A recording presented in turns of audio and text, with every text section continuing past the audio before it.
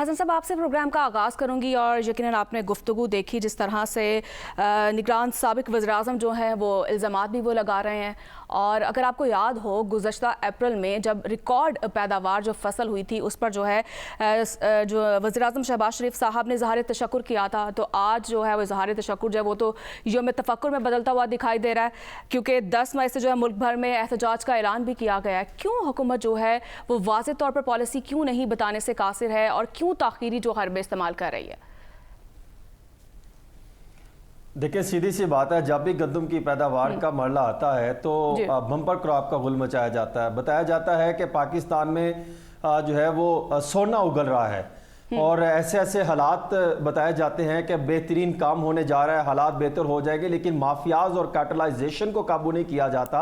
حالات وہی ہیں، وہی حکمران ہیں، وہی مافیاز ہیں، وہی لوٹ مار کرنے والے ہیں جن پر ماضی میں بھی الزامات لگتے رہے، کیسز بنتے رہے، وہی جو ہے وہ اشرافیہ کے ساتھ مل کر اور حکمرانوں کو ڈائریکٹ یا انڈائریکٹ طریقے سے جو ہے وہ لنک بناتے ہیں اور جو ہے وہ جے وی کے اینگل میں جائیں یا ڈائریکٹ جائیں، اس طریقے سے جو ہے وہ اپنے مفادات اور اپنے مقاصد کا حصول کیا جاتا ہے۔ بات اتنی سی ہے، یہ سارے پروجیکٹ میں دو چیزیں بڑی امپورٹنٹ ہیں، دو مرحلے ہیں۔ ایک وہ مرحلہ ہے کہ جب سمری کا آغاز ہوا اور پھر سمری ان تک پہنچی۔ پہلی بات تو جب شہباز شریف کا پی ڈی ایم کا دور تھا اس وقت سے یہ معاملہ چلا نا، پہلا آغاز تو وہاں سے ہوا، وہاں سے شروع ہوگا کہ سمری بھیجنے والا کون تھا، سیکٹری تھا کیپٹن محمود، انہوں نے کن کی سفارش پر جو ہے یہ اور کن وجوہات کی بنا پر وہ سمری موو کی، وہ بے شک ریجیکٹ ہوگی، لیکن آغاز کہاں سے ہوا، پہلے تو وہاں سے اس کا آغاز کیا جائے، نمبر ایک۔ نمبر دو، کیبنٹ نگران کیبنٹ میں جو معاملہ ہوا وہ سب کے سامنے آ چکا اور ہم نے یہ جو ہے وہ پروگرام میں سب سے پہلے انرتھ کیا تھا یہ سکینڈل، یہ پروجیکٹ کس طریقے سے یہ معاملہ چل رہا ہے، اور پھر اس کے بعد تیسرا جو مرحلہ آتا ہے جس کی لوگ بات نہیں کر رہے اور وہ آتا ہے کہ یہ موجودہ حکومت جب اس کا قیام عمل میں لایا گیا، جب شہباز شریف صاحب نے بطور پرائم منسٹر آف پاکستان کا اوتھ لے لیا، اس کے بعد جو سلسلہ شروع ہوا اور اس کے بعد جو لگ بھگ تقریباً 7,87,240 میٹرک ٹن گندم امپورٹ کی گئی، اس پر بھی تحقیقات ہونی چاہیے۔ وزیر اعظم شہباز شریف صاحب نے ایک کمیٹی بنا دی وفاقی سیکرٹری کیبنٹ کامران علی افضل صاحب کی سربراہی میں، بہت اچھی بات ہے۔ اب ان کو چاہیے کہ اگر وہ ماضی کی باتیں جو اطلاعات آ رہی ہیں کہ ابھی بلایا یا نہیں بلایا، ان کو چاہیے کہ سب سے پہلے تو وہ بلائیں موجودہ پرائم منسٹر آف پاکستان کو، کہ جب آپ کو بریفنگ دی گئی تھی کہ یہ معاملہ چل رہا ہے تو آئیں پہلے آپ بتائیں کہ آپ نے اور آپ کی کیبنٹ اس معاملے پر نوٹس کیوں نہیں لیا؟ کیا ایسے حکمران بیٹھے ہیں جن کو یہ اندازہ نہیں ہے کہ اگلے 2 مہینے بعد جو پالیسیوں کا تسلسل چل رہا ہے، اگر 2 مہینے بعد یہ حالات پیدا ہونے جا رہے ہیں، 380 ارب روپے کا میگا فراڈ ہونے جا رہا ہے، اور یہ حکومت آئے اور آنکھیں بند کر کے بیٹھے رہو، صرف اس پوزیشن میں بیٹھے رہے کہ ان کے قائد نواز شریف صاحب کو نوٹس لیں، حالات بہتر ہوں، یا انڈائریکٹلی یا ڈائریکٹلی وہی جنہوں نے آغاز کیا تھا وہی حکمران حکومت جماعت میں آ جائے تو معاملات لے کے چلیں گے۔ دیکھیں اس وقت جو ہے جو کمیٹی تحقیقات کر رہی ہے وہ تقریباً ان کے 46 صفحات پر مشتمل ابھی تک کی جو انہوں نے جو ہے وہ میرے ذرائع یہ دعویٰ کر رہے ہیں، اب انہوں نے رپورٹس تیار کر لی ہیں، اس کے اندر تمام جو ہیں وہ ڈاکومنٹس شامل کیے گئے ہیں، 29 دسمبر کو کیا ہوا اور پھر جو ہے 13 اگست کی میٹنگ کیا ہوا، 14 اگست کو کیا ہوا، 23 اکتوبر ECC کے میٹنگ منٹس شامل کیے گئے، اس میں کیا ہوا، پھر اس کے بعد اس میں کیا مردم شماری کا ذکر ہوا نہیں ہوا، اس میں کیا جو ہے وہ لاجک استعمال کی گئی، کیا اس کا لنک بنتا تھا نہیں بنتا تھا۔ کامران علی افضل صاحب کی جو شہرت ہے وہ تو ایک میرٹ پر ہے، اب ان پر ایک اور بڑی ذمہ داری عائد ہوتی ہے کہ جس طریقے سے انہوں نے بانی پی ٹی آئی جب وہ ان کو ڈائریکشن ملی تھی کہ آپ یہ کام کریں، کہ انہوں نے کہا تھا میں کام نہیں کروں گا، ان کی یہ ذمہ داری بنتی ہے کامران علی افضل صاحب کی کہ وہ اس تحقیقات میں بھی میرٹ اور شفافیت کو یقینی بنائیں۔ اب دیکھیں نا کہ جو ڈاکومنٹس ہمیں موصول ہوئے، جب ڈاکومنٹ موصول ہوئے تو وزارت میں انکوائری لگ گئی کہ یہ معاملہ کیسے نکلا، کیسے ڈاکومنٹس میڈیا تک پہنچے، کیا یہ حکومت انفارمیشن ایکٹ اور جو آئین پاکستان میں لکھا ہے کہ انفارمیشن تک ایکسیس ہوگی، آزادی رائے ہوگی، کیا یہ حکومت تو وہ ڈاکومنٹس دینے سے پابندیاں لگاتی رہی، یہ ڈاکومنٹس لیک کیسے ہو گیا؟ دیکھیں روس سے جو ہے جو آخری دفعہ 31 مارچ کو جو 50,000 میٹرک ٹن گندم امپورٹ ہوئی یہ حکومت کے دور میں، 52,530 جو ہے اپریل کو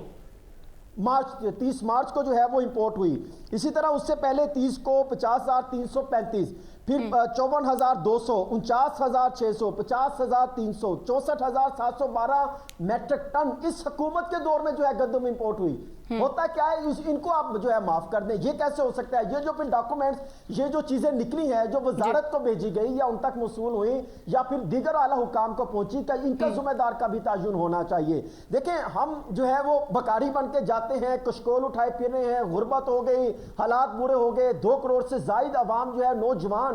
بیکار بیٹھے ہیں, جو اس میں باقاعدہ طور پہ جو ڈاکٹر حفیظ پاشا صاحب یہ دعویٰ کر رہے ہیں. اسی طرح غربت بڑھ گئی, حالات خراب ہو گئی, انڈسٹری تباہ ہو گئی, اور دوسری طرف ہم یہ بات کر رہے ہیں کہ کسانوں نے اگر تھوڑا سا کچھ کما لیا تو ان کا جو یہ دعویٰ کرتے ہیں حکومت, وزیر اعظم شہباز شریف صاحب یہ دعویٰ کرتے ہیں, جو حکمران دعویٰ کرتے ہیں کہ کسانوں کے پاس اگر کوئی پیسہ آنے لگے گا تو پھر جو یہ کیا چیزیں سامنے آتی ہے, حکومتی پالیسی آ جاتی ہے, من پسندوں کو نوازنے کی پالیسی سامنے آ جاتی ہے کہ بھئی اس مافیا کے ذریعے ہمارے خرچے پورے ہوں گے, ہمارے معاملات بہتر ہوں گے. وہ کہتے ہیں نا کہ گنجی نہائے گی کیا اور نچوڑے گی کیا, جو آپ نے تو پہلے جو ہے تباہ کر کے رکھ دیا, تو اب آپ ان سے کیا چاہتے ہیں, کیا جو ہے حکمرانوں کو حالات دیں گے؟ میں آپ کو یہ بتا رہا ہوں کیٹاگوریکلی, میرے ذرائع یہ دعویٰ کر رہے ہیں, کوشش کی جا رہی ہے کہ کمیٹی میں کوئی بھی ایسا حکومتی عہدیدار یا حکومتی افراد شامل نہ ہو, اور اس کو ایک سیاسی رنگ دینے کی کوشش کی جا رہی ہے کہ نگرانوں کے اگینسٹ ہو جائے. کیوں؟ کیونکہ انوار الحق کاکڑ صاحب ڈپٹی پرائم منسٹر لگنا چاہتے تھے,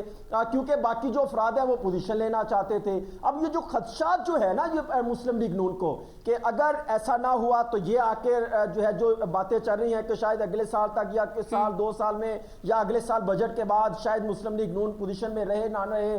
پیپلز پارٹی آ جائے یا حالات کچھ اور بن جائے, یا یہ مختلف قسم کی جو تھیوری چل رہی ہیں, اور مسلم لیگ نون کے اندر بھی جو ایک کھچڑی سی پکی ہوئی ہے. ان کا خیال یہ ہے کہ بجائے اس معاملے کو ہم بجائے شفاف نیت سے آگے لے کے چلیں, کسانوں کے مسائل حل کریں, ان کا خیال ہے کہ یہ نگرانوں کے خلاف ایک پنڈورا باکس کھول دیں اور اپنے آپ کو سیو کر دیں. اگر ایسی انکوائری رپورٹ آنی ہے تو میں آپ کو 50 انکوائری رپورٹوں سامنے رکھ دیتا ہوں جو ماضی میں اس دور حکومت میں ہوئی, پی ڈی ایم دور حکومت میں ہوئی. کسی ایک کا رزلٹ سامنے نہیں آئے گا, کسی ایک ذمہ دار کو یہ جو ہے وہ کیفر کردار تک نہیں پہنچا سکتے. شہباز شریف صاحب جھوٹ بول رہے ہیں, اگر ہوتا تو بتاتے کہ میں کسانوں کے خلاف, بتاتے یہ پرائم منسٹر تھے, پنجاب حکومت کا نوٹس لیتے, کیوں معاملے کو ڈیلے کیا جا رہا ہے, کیوں کسانوں کو اس پوزیشن پہ لا کے کھڑا کر دیا کہ وہ جو ہے ان کو چند جو پیسہ سال بعد ملنا تھا وہ سڑکوں پہ آنے پر مجبور ہو گئے ہیں. سڑکوں پر آئیں گے تو ان کو گرفتار کر لیا جائے گا, ان کے خلاف بے بنیاد کیسز بنائے جائیں گے, ان کو جیلوں میں ڈالا جائے گا, پھر کہیں گے ہم کسانوں کے لیے جو ہے وہ بہترین کام کریں گے, ہم کسانوں کو مرنے نہیں دیں گے. بھئی کسان تو مر رہا ہے,